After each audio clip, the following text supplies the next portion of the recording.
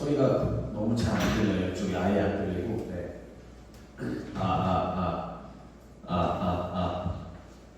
네.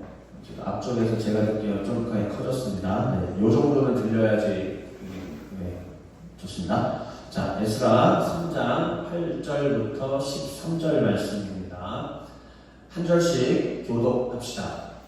예루살렘에 있는 하나님의 성전에 이른 지 2년 둘째 달에 스알디엘의 아들 스룹바벨과 요사닥의 아들 예수아와 다른 형제 제사장들과 레위 사람들과 무릇 사로잡혔다가 예루살렘에 돌아온 자들이 공사를 시작하고 20세 이상의 레위 사람들을 세워 여호와의 성전 공사를 감독하게 하매 이에 예수아와 그의 아들들과 그의 형제들과 감리엘과 그의 아들들과 유다 자손과 헤나단 자손과 그의 형제 레위 사람들이 일제히 일어나 하나님의 성전 일꾼들을 감독하니라.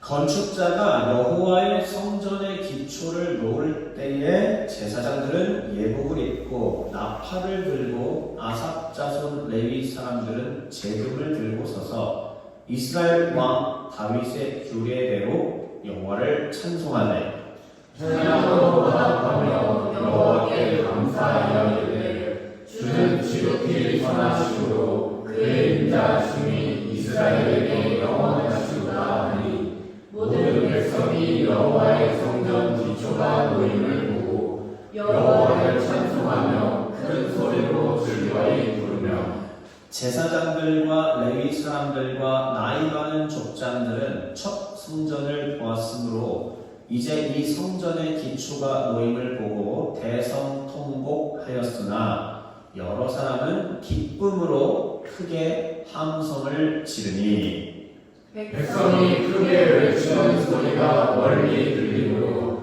즐거이 부르는 소리와 통곡하는 소리를 백성들이 분간하지 못하였더라. 아멘. 오늘 제목 한번 같이 읽어보겠습니다. 시작. 너 정말 살아있는 율에 들어볼래? 그렇습니다. 좀 도발적인 질문으로 제목이 되겠습니다. 어떤 사역자 한 분이 계신데요. 그 사역자 한 분이 저에게 해주었던 얘기가 있습니다. 그게 뭐냐면, 이제 교회 사역을 또 마무리 짓고 이런저런 또 선교 사역들도 해야 되고, 하여튼 여러저러 정착을 못한 그런 상황이었대요. 그런 상황 가운데 하나님에 대한 갈증이 있고, 갈급함이 있잖아요. 그러니까 지금 내가 사역하는 교회가 없고, 정착된 곳은 없지만 그래도 하나님을 좀 예배하고 간절히 하나님 앞에 서고 싶고 그리고 위로부터 하나님이 내려주시는 그 은혜를 누렸으면 좋겠다.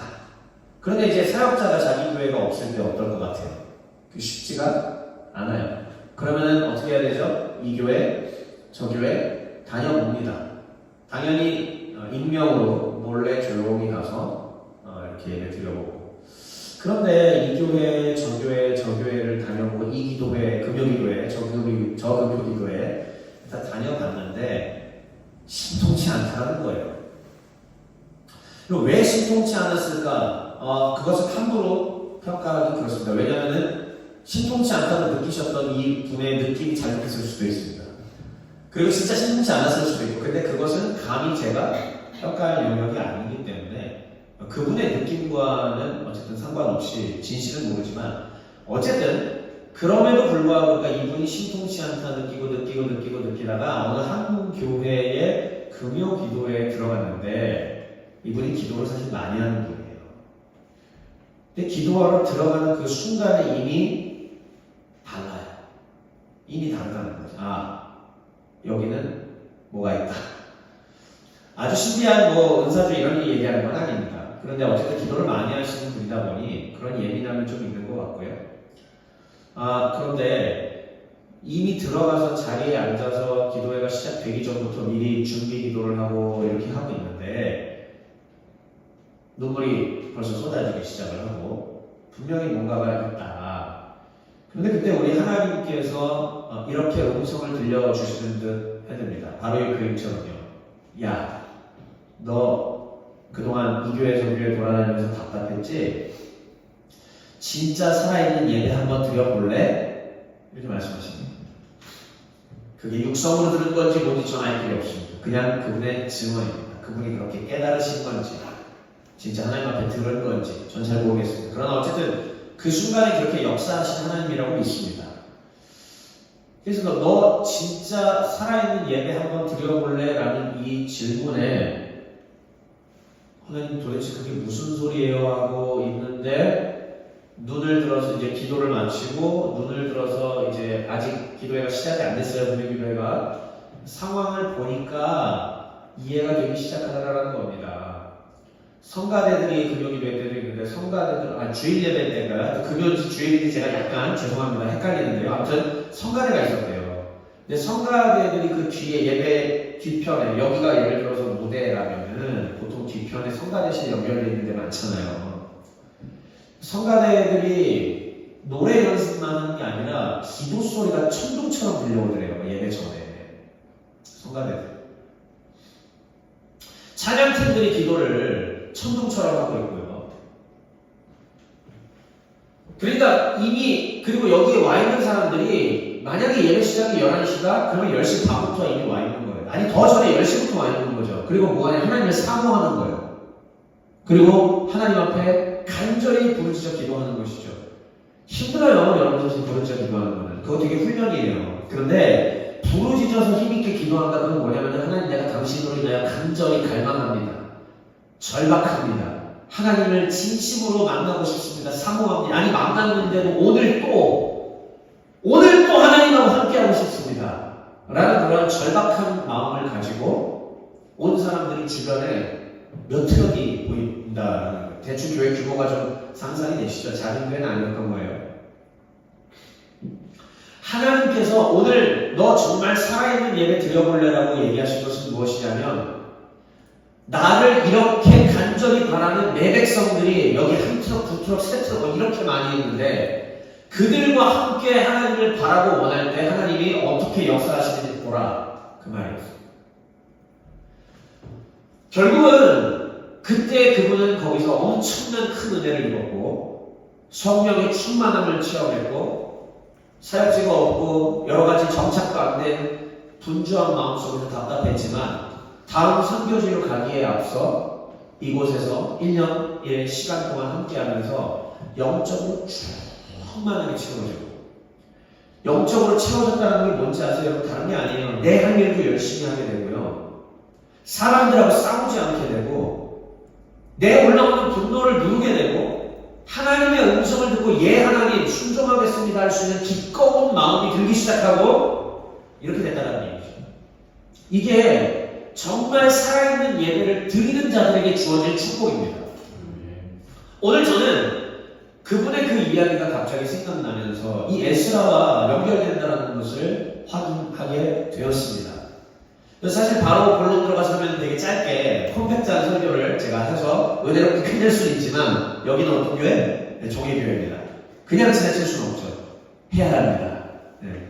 에스라가 지금 지나가면 또 언제 다시 돌아올지가 모르기 때문에 그래서 여러분 제가 여러분들에게 에스라 개요와 구조 또 포로 귀환 시대 이야기거든요. 그 얘기를 해드리고 본문에 이르러서 놓치지 마셔야 돼요. 너 정말 살아있는 예배 드려볼래? 이게 오늘 제목이에요. 놓치면 안 됩니다.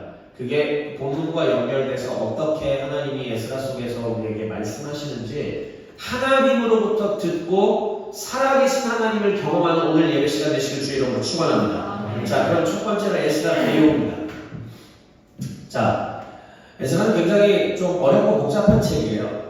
저작, 시대 이런 거 편안하게 제가 그동안 여러분들한테 늘 말씀드렸는데 학술적인 얘기는 다 빼겠습니다. 제가 이쪽이 공부한 분야다 보니까 많은 얘기를 할 수 있지만 하나도 필요 없고 안 해도 됩니다. 대신 그냥 전 세계적으로 에스라서에 대한 저자의 견해가 에스라가 썼다라는 견해도 있고요. 역대기 저작팀이죠. 집단이죠. 그 중에 그 팀이 저술을 했다라고 하는 그러한 의견으로 나누어집니다. 자세한 내용은 모르셔도 됩니다. 궁금하시면 GPT한테 물어보시면 GPT가 알려줄 거니까. 그리고 저에게 따로 오시면 따로 얘기를 드리겠습니다. 아무튼 그거 크게 중요하지 않습니다. 에스라서는 에스라가 지었다는 견해와 역대기 저작팀이 했다라는 그런 이야기가 있습니다.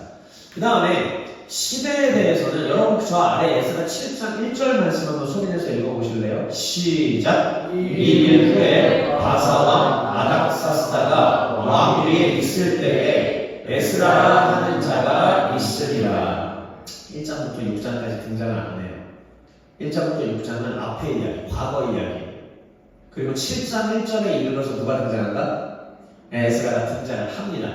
그런데 시점을 가르쳐주고 있죠. 어느 시대인지. 자, 에스라가 왔을 때에, 그 사람이 있을 때에 페르시아, 바사가 페르시아입니다. 페르시아의 왕 이름은 아닥사스다입니다. 네. 그런데 이 아닥사스다가 좀 페르시아 역사에서 복잡해요. 왜냐면 견해 1, 견해 2 보이세요? 아닥사스다가 1세가 있고 2세가 있어요. 근데 성경에서는 아닥사스다 1세인지 2세인지 얘기를 안 해. 그냥 아닥사스다라고 그냥 얘기를 합니다.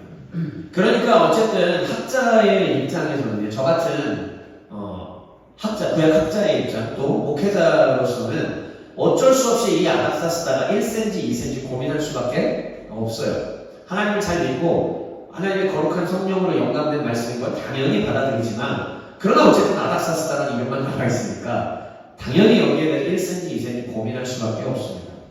그래서 보편적으로는 아닥사스다 1세로 보는 견해가 훨씬 더 많고요. 그 다음에 아닥사스다 2세로 보는 견해가 좀 마이너하게 소규모라는 사실을 일단 말씀드리고, 일단은 여러분들은 그냥 아닥사스다 1세로 상정하고 에스더를 이해하시는 게 편리합니다. 이해하기가 훨씬 수월할 거예요. 여기까지만 제가 여러분들한테 말씀드리겠습니다. 다시 한번 얘기하겠습니다. 이 시대는 누구 왕 때? 페르시아의 누구 왕?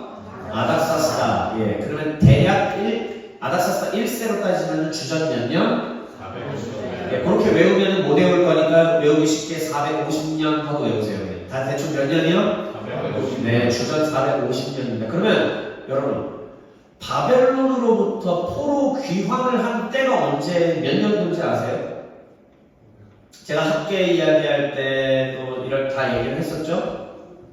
고레스 왕이 돌아가라고 했을 때, 그때가 주전 대략 539년쯤 됩니다. 39, 38 이렇게 되거든요. 자, 그러면 지금 저때가 450년 정도니까 대략 고레스가 돌아가라고 한 이후 몇 년 지나서 450년으로 상정하고, 아니 그냥 그러면은 아예 539에서 빼보세요. 80년 정도죠. 네, 80년 정도 지나서의 스토리예요.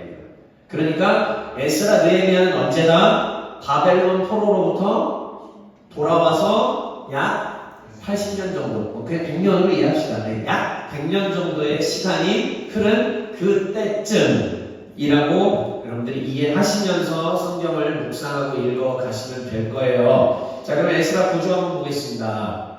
에스라는 크게 두 부분으로 되어 있습니다. 1장부터 6장, 그리고 7장부터 10장으로 되어 있는데, 자, 1장의 제목 한번 1장부터 6장 제목 한번 읽어볼게요. 시작. 네, 돌아와서 성전을 재건해 가던 시대입니다. 그러니까 여러분, 성전 재건의 시대는 우리 지난번에 선지자 누구 기억 안 나요? 네, 스가랴도 있고 또 학계도 있고. 오케이, 좋습니다. 그게 맞아요. 그때예요. 자, 그러면 그때는 에스라 때보다 언제? 앞선 시대죠. 에스라 때보다는 한참 앞선 시대예요. 그러니까 에스라는 이 성전이 재건된 시대 이후에 유대 팔레스타인 땅에 와서 두 번째, 자 읽어볼게요. 뭘 개혁하는? 시작. 율법 개혁의 시대. 그렇습니다. 성전이 다 재건된 상태에서 에스라가 와서 뭐를 했다? 예, 율법을 가르치고 선포하고 하면서 율법으로 개혁을 이루어낸 시대가 바로 에스라 시대였다. 이해하시면 되는 거예요. 자, 이제 우리 종회교회 성도님들 포로기 이후에 대한 얘기들을 많이 이해하고 있어요. 다시 한번 얘기합시다. 1장부터 6장은 성전을 다시 짓는 시대의 이야기. 7장부터 10장은 김윤호 성도님, 7장부터 10장은요? 무슨 시대요? 율법 개혁. 그렇습니다. 율법 개혁의 시대입니다. 자, 그래서 에스라가 등장할 때는 언제라고요? 율법 개혁. 그렇습니다. 에스라가 바로 율법을 개혁했던 그 인물이라는 말씀이죠. 자, 그러면 오늘 본문은 3장이잖아요. 그렇죠? 그러면은 3장은 뭐에 해당합니까? 네, 성전 회복, 네, 성전 재건 중에서 여기 3장. 성전 회복의 시작. 좋습니다. 예, 성전이 회복되는 그 지점이 바로 3장인데, 그래서 조금 더 자세하게 여러분들이 이렇게 돼 있어요. 3장에 성전이 회복되는데, 일단은 잘 보세요. 저 되게 중요한 부분인데, 여러분 3장 파란색 글씨 보세요. 1절부터 6절 제목 읽어볼게요. 시작. 예배 회복 시작. 예배가 회복되기 시작했다. 자, 일단은 아니, 그 아래 두 번째 거도요. 자, 7절부터 13절 제목 시작. 성전 회복 시작. 성전이 지어지기 전에 뭐부터 회복됐다? 예배. 예배부터 회복됐습니다. 이게 에스라서가 우리에게 보여주고 있어요. 여러분, 제가 지어낸 얘기가 아닙니다. 성경이 그렇게 가르쳐주고 있어요. 왜요? 네, 말하지 마세요. 설교 주기 시간이니까. 지금 강의 시간이 아닙니다. 자, 다시 1절부터 6절 예배가 먼저 회복이 되고요. 그 다음에 여기서 그 다음에 성전이 회복이 되기 시작을 합니다. 여러분, 학개스가야 때 내용들을 기억하십니까? 핵심은 성전 건물을 짓는 게 아니라고 얘기했었죠. 건물을 짓기에 앞서서 뭐가 더 중요했다? 하나님의 언약 백성으로 서는 것, 하나님에 대한 신뢰의 마음을 회복하는 것, 예배의 마음을 회복하는 게 훨씬 더 중요하다고 얘기를 했죠. 마찬가지입니다. 성전 회복이 어떻게 되느냐? 먼저 예배의 회복으로 시작이 되고요. 근데 이 예배의 회복은 또 다른 말로는 정확하게는 절기의 회복이었습니다. 번제가 회복이 되기 시작했고 초막절 회복이 되기 시작합니다. 그리고 난 이후에 그 다음에 성전이 다시 놓여지고 건축이 되기 시작하는 겁니다.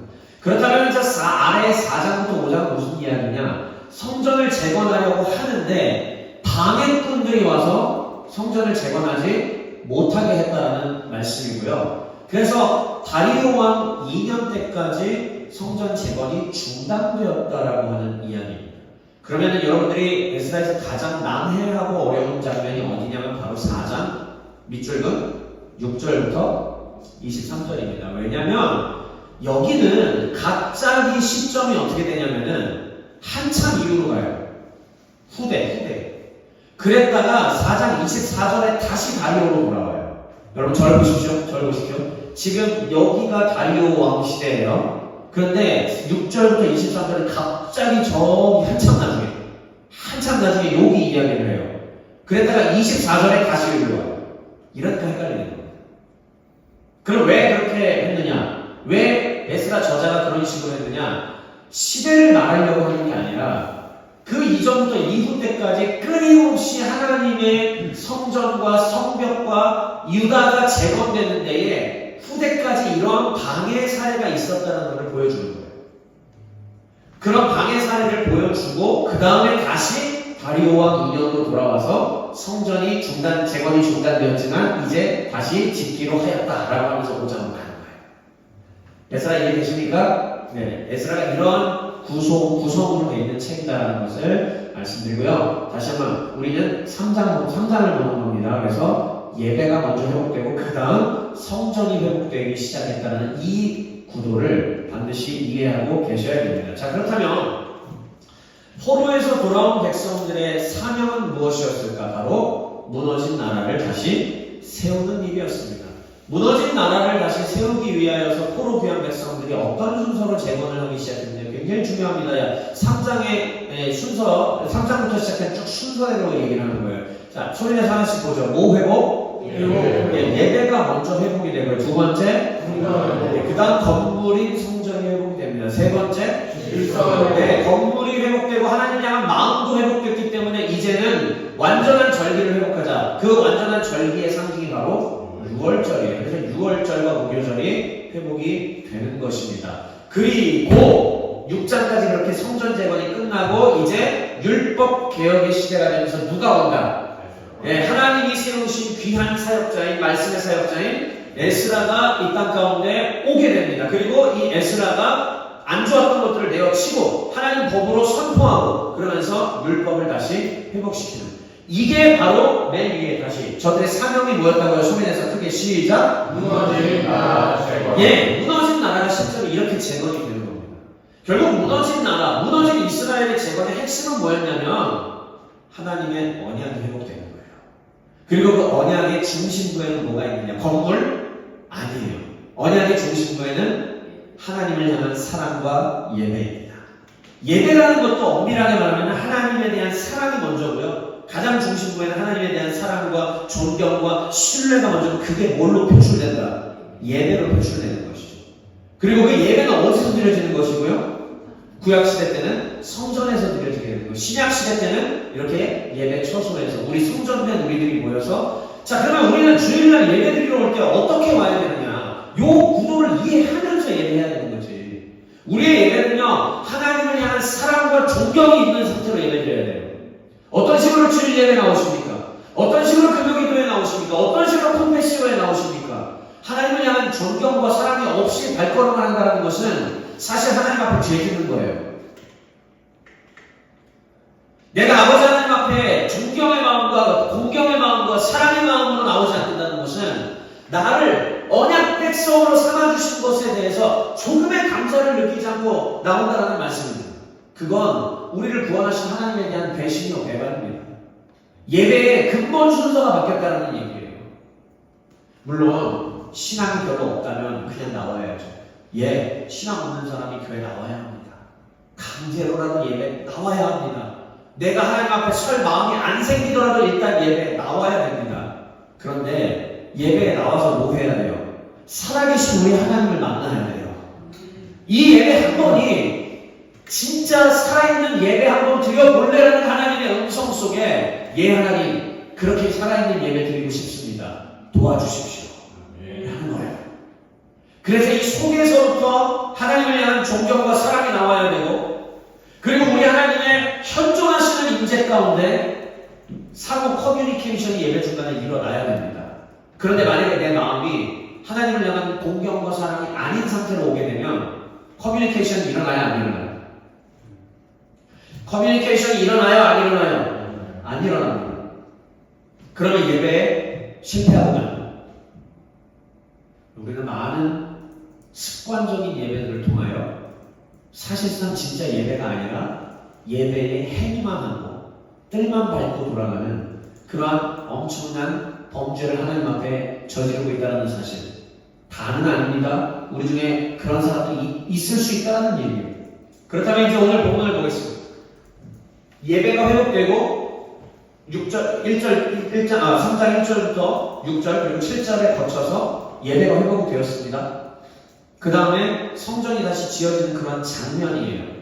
자, 일단은 빠르게 한번 읽어보겠습니다. 여러분들 8절, 9절 소리내서 읽어주시죠. 시작! 예루살렘이 하나님의 성전에 이르지 2년 둘째 달에 사라리의 아들 스룹바벨과 요사닥의 아들 예수아와 다른 종교의 두 사람들과 레위 사람들과 무릇 사로잡혔다가 예루살렘에 돌아온 자들이 공사를 시작하고 20세 이상의 레위 사람들을 세워 여호와의 성전 공사를 감독하게 하매 이에 예수아와 그의 아들들과 그의 형제들과 감리엘과 그의 아들들과 유다 자손과 헤나다 자손과 그의 형제 레위 사람들이 일제히 일어나 하나님의 성전 일꾼들을 감독하니라. 네.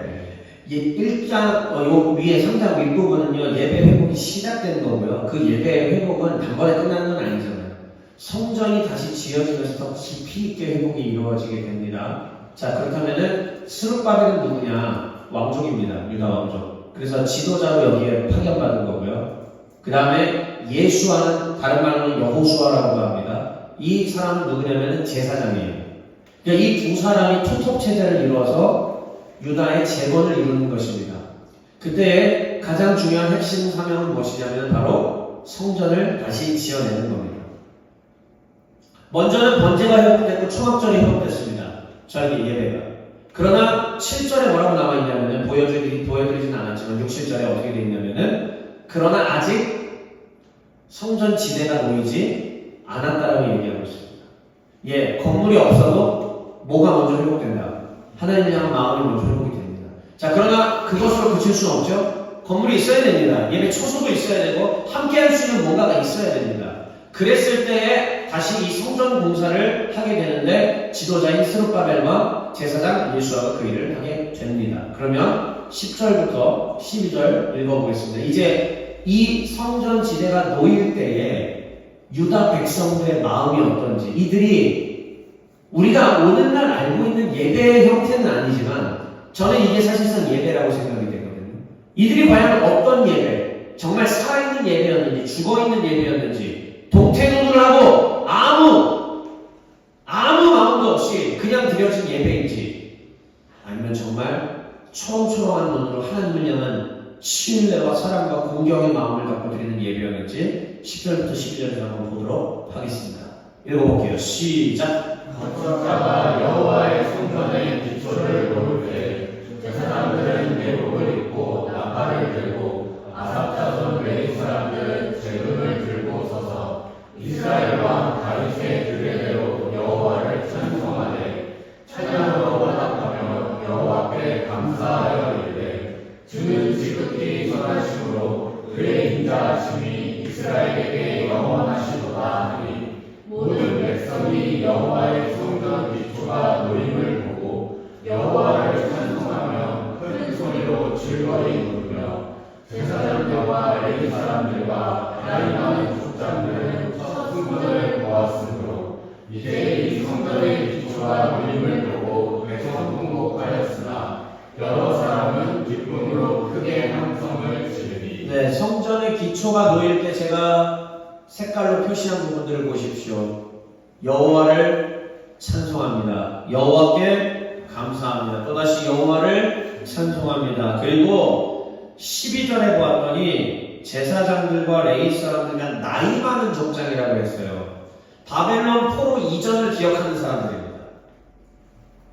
만약에 80세쯤 되었으면 어렸을 때 솔로몬 성전을 봤잖아요. 근데 돌아왔을 때 어떤 상태? 이 성전이 다 완전히 무너져서 폐허가 되어 있는 상태. 그랬는데 거기 다시 성전이 지어지려고 첫 기초공사, 첫 삽이 꺼진 거를 지금 이들이 노인이 되어 본 거예요. 70년의 세월입니다. 그러면 이분들이 지금 이 자리에서 예배드린다면 어떤 마음으로 예배드렸을까요? 바로 그 표현이 이렇게 나옵니다. 대성통곡. 우리가 하나님 앞에 매주 이렇게 예배드릴 수는 없습니다. 네, 그런 상황이 아니기 때문에. 그러나 이것을 통해서 우리는 하나님의 교훈을 받을 줄 알아야 합니다. 너희의 예배는 지금 어디에 있느냐? 매주 이렇게 예배드릴 수는 없지만 그럼에도 불구하고 나 여호와를 흠모하고 사모하며 내가 너희에게 줄 은혜를 사모하면서 예배 자리에 나왔냐? 어떻게든 그냥 매주 주일 의무적으로 가야 하니까 그러고 나왔냐? 여러분, 만약에 의무적으로 억지로 그냥 맞서도 하나님이 사람이 주시겠지만 계속 그런 상태로 예배를 드린다면 저를 보세요. 그게 하나님 백성일까요? 그 하나님 백성 아니에요. 하나님을 사랑하고 하나님의 거룩한 백성으로 구별되어 살아가는 게 그게 하나님 백성이지. 사모함이 있어야지. 주님의 향한 어떻게든 위로 하나님께서 내려주시는 은혜를 사모해야지. 그게 없는 상태로 우리가 뭘 할 수 있겠습니까?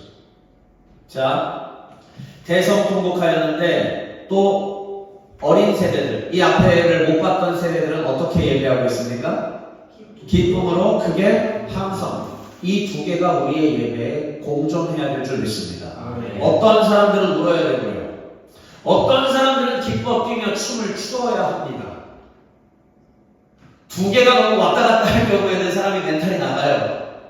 그래서 찬양을 인도하는 사람, 예배를 집례하는 사람도 그걸 잘 해야 합니다. 그러나 성령께서 그거를 인도하신다는 것을 집례자들, 인도자들은 믿고 그리고 성령의 인도하신 대로 따라가면 됩니다. 어느 날 하나님은 우리 가운데 대성통곡을 주실 겁니다. 어느 날 하나님은 성령을 우리에게 부어주셔서 우리의 죄를 보게 하실 것이고 나의 모난 부분들을 보게 하실 것이고 그거를 놓고 무릎 꿇고 간절히 부르짖게 하실 것입니다. 어느 날은 아버지 하나님께서 구원의 감사와 감격을 우리에게 주실 겁니다. 정말 예배 한 번 할 수 있는 게 얼마나 기쁜 일인지 깨닫게 하실 겁니다. 하나님 앞에 박수치나 찬송할 수 있는 이 자체가 얼마나 우리에게 주어진 특권인지 깨닫게 하신다를 주실 수도 있습니다. 근데 그렇지 않을 때는 습관적으로 예배에 나와서 물론 감흥 없이 아이고 박수치라니까 박수치나 보다. 또 오늘도 그냥 앞에서 지루한 얘기는 또 선포가 되겠지. 끝나고 빨리 밥 먹고 놀러 가야지. 이렇게 나와요. 그럴 수도 있습니다. 예, 괜찮습니다. 그것도. 매주 그러면 안 됩니다. 그럴 수 있어요. 근데 매주 그러면 안 돼요. 종회교회를 목양하는 식구가 저에게 주어져 있잖아요. 우리 종회교회 살아가는 식구들이 죄송합니다. 저희 식구들이지만 일단 여러분들은 하나님의 양이에요. 그리고 저는 하나님의 양을 먹여야 되는 책임을 받은 사람입니다. 여러분들이 그렇게 예배드리는 채로 놔둘 수가 없습니다. 때로는 채찍질을 제가 해야 해요. 때로는 여러분들을 뒤에서 밀어야 됩니다. 움직이기 싫어하는 사람 믿어 강제로 운동시킬 때 어때요? 하기 싫어가지고 그렇지 않습니까? 근데 그렇게 해야 하는 게 코치의 역할이죠. 트레이너의 역할이죠. 저는 그렇게 해야 합니다. 여러분들이 진짜 하나님을 예배할 수 있고 대성통곡도 하고 기쁨으로 크게 함성 지르며 예배할 수 있게 만들어야 되는 게 제가 받은 책무라는 얘기예요. 사랑하는 종의 가족 주의 백성들이여, 지금 이 시간에도 하나님이 어떻게 음성을 들려주고 계십니까? 지금도 앞에 인간 목사의 말을 듣지 마시고요. 하나님이 지금 나에게 어떻게 얘기하시는지 듣고 예민하게 반응해 보자는 얘기예요. 그게 살아있는 예배입니다. 자, 13절입니다. 읽어볼게요. 시작. 승리를 외쳐 소리가 울릴 소리로 즐거이 부르는 소리와 통곡하는 소리를 백성들이 등반하지 못하였다. 말씀드린 바와 같이 예배에는 기쁨도 감격도 회개도 감사도 함께 어우러지고 공존할 수 있어야 합니다. 근데 이 모든 것들은 가만히 벌리고 감 떨어지기를 바라서 되는 게 아니고요. 하나님, 오늘도 내가 주님을 사모합니다. 아까 말했던 그 사역자 맨 처음에 수업에 말씀드린 그분, 주위를 돌아봤을 때 아직도 예배 시간 한참 남았는데 미리 와서 사람들이 기도하고 있고 성가대들은 막 기도 소리가 우렁차게 들리고 있고, 그게 정상이에요, 여러분. 그게 진짜 하나님의 백성입니다. 그동안 어떻게 신앙생활 하셨는지 오늘 이 얘기를 통해서 인간 목사의 얘기가 아니라 하나님이 주시는 말씀으로 듣게 되시길 주의 이름으로 축원합니다. 자, 그러면 마지막, 너 정말 살아있는 예배 드려볼래? 이게 오늘 하나님이 우리에게 주신 제목이지 않습니까?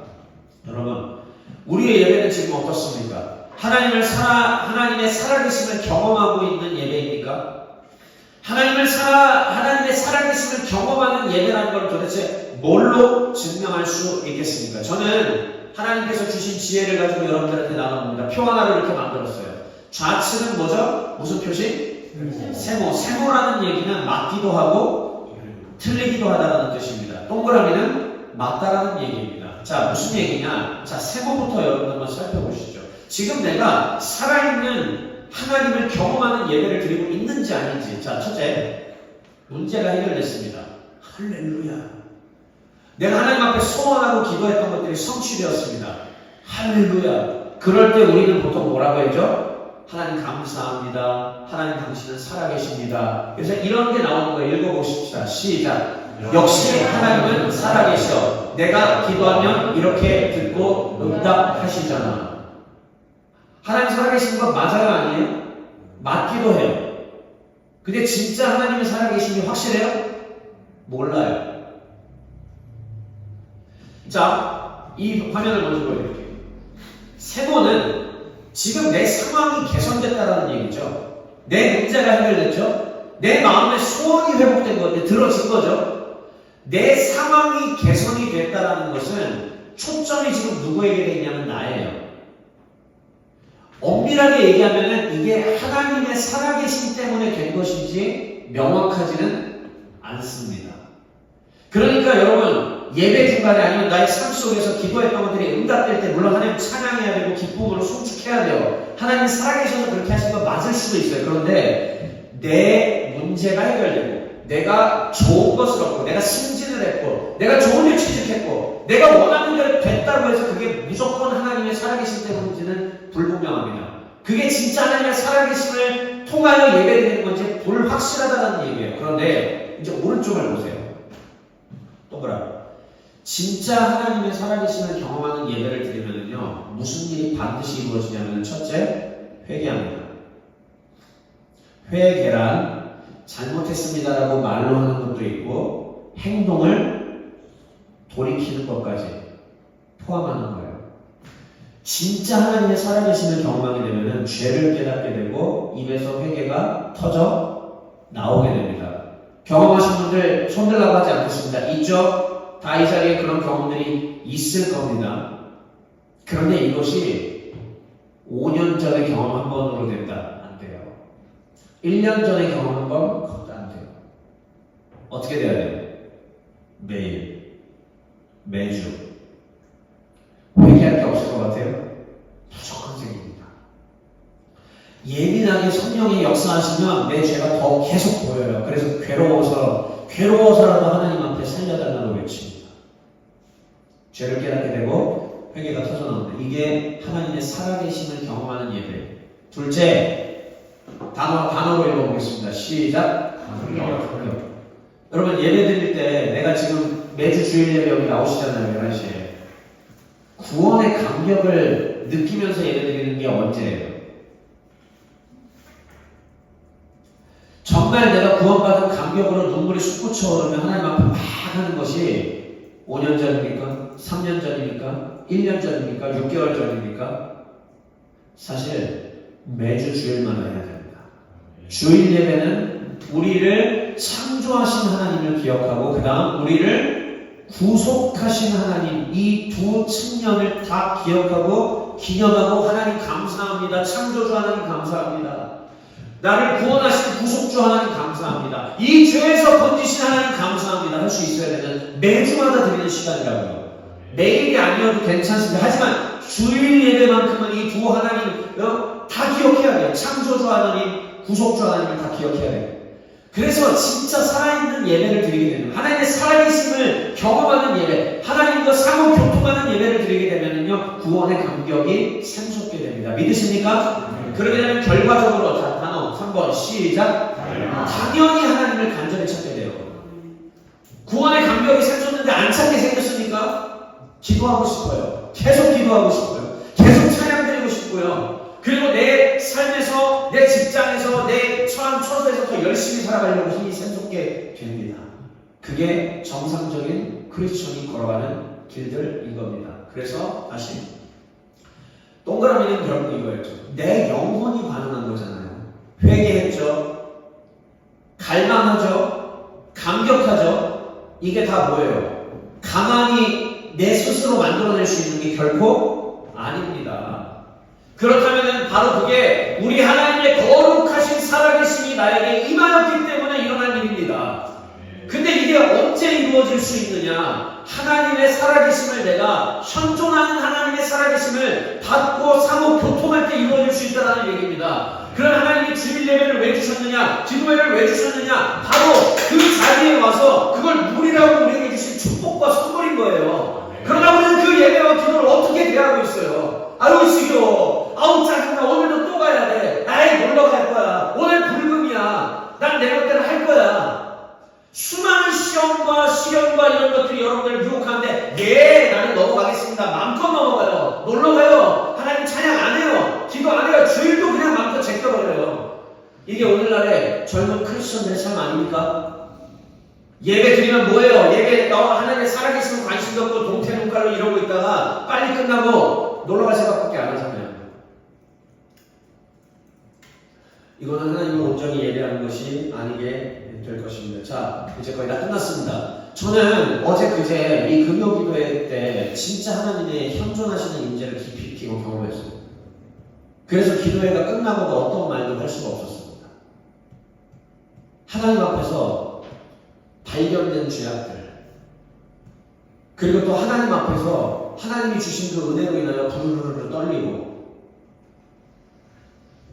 우리 하나님 앞에 이걸 어떻게 내가 선포해야 될지, 반응해야 될지 어쩔 줄 몰랐습니다. 체력 딸려고 다 같이 복합적으로. 그리고 하나님께서 특별히 우리 교회에 영적인 싸움, 요한계시록 이후로 계속 영적인 싸움에 대해서 얘기하시고 교회를 회파시키는 것들, 교회를 무너뜨리려고 하는 요소들이 있는 것을 보여주셨습니다. 깨닫게 하셨습니다. 싸워야 되잖아요, 지도자니까. 근데 그게 버겁고 무거운 거예요. 하나님 어떻게 해야 됩니까? 기도회 끝나고도 한참 동안 말을 할 수가 없었어요. 묻고 떠들 수가 없었어요. 아까 하나님의 현존이 임재하고 살아계시는 예배가 될 때 어떻게 된다고 그랬죠? 회개하죠. 감사하죠. 감격하죠. 갈망하게 되죠. 그 일이 그저께 이 자리에서 동시에 일어난 거예요, 저에게. 어쩌면 하나님이 또 이 에스라 말씀을 준비하게 하시려고 저에게 그렇게 허락하셨는지도 모르겠습니다. 근데 사랑하는 여러분, 종의 가족 여러분, 우리가 그러한 예배가 매주마다 드릴 수 있다면 얼마나 좋겠습니까?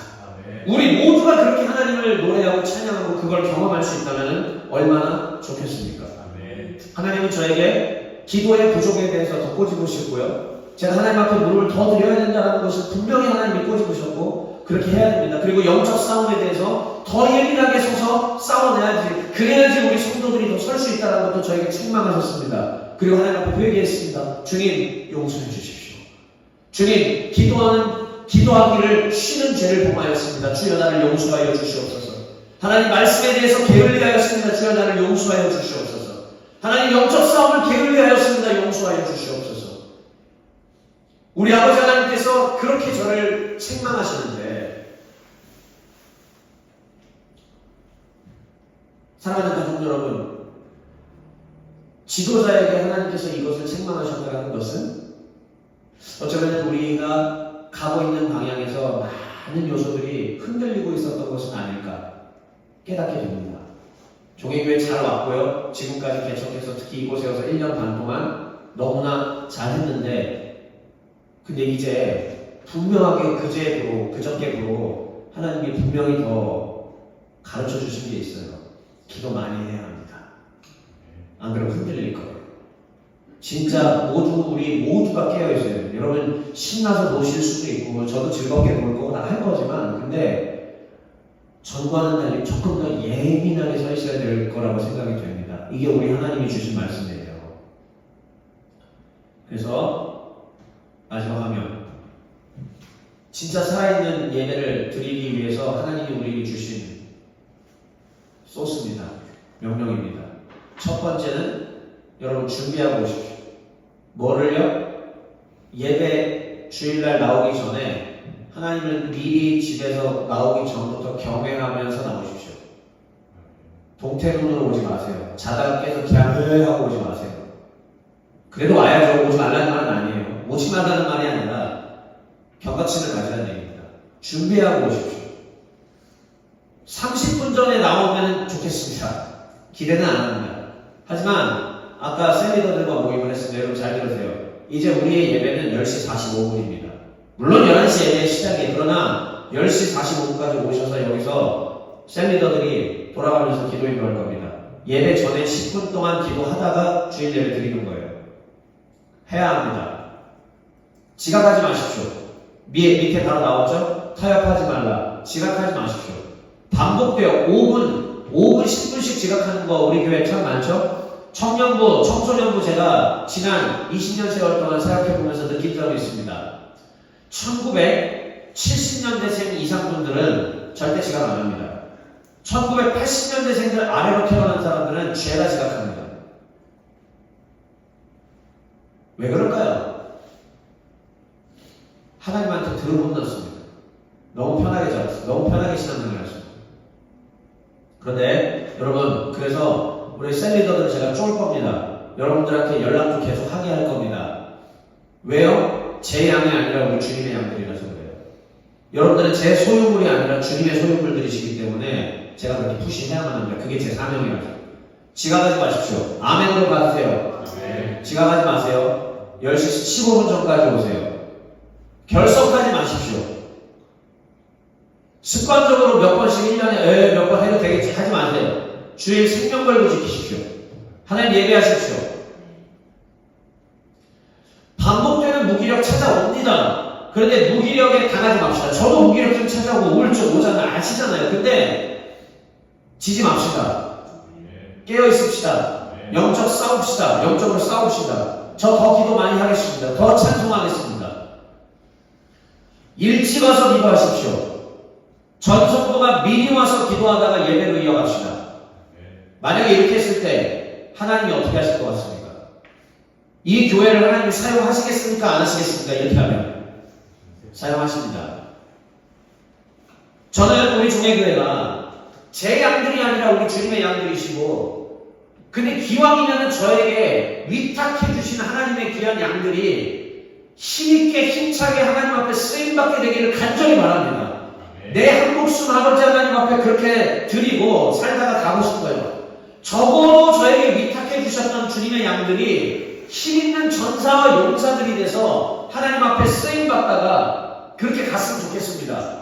그러려면 우리가 영적인 야성이 깨어 있어야 되고, 영적인 야성이 깨어 있으려면 미리 준비하고 타협하지 않고 와서 기도해야 합니다. 예배해야 합니다. 아멘 하십시오. 예배해야 되고 기도해야 합니다. 아멘. 그렇게 해야만 진짜 하나님의 참된 살아있는 백성으로 설 수가 있습니다. 오늘 제가 여기서 힘있게 막 소리내서 한다고 제 감정 전혀 아니에요. 하나님이 지금 선포하시는 겁니다.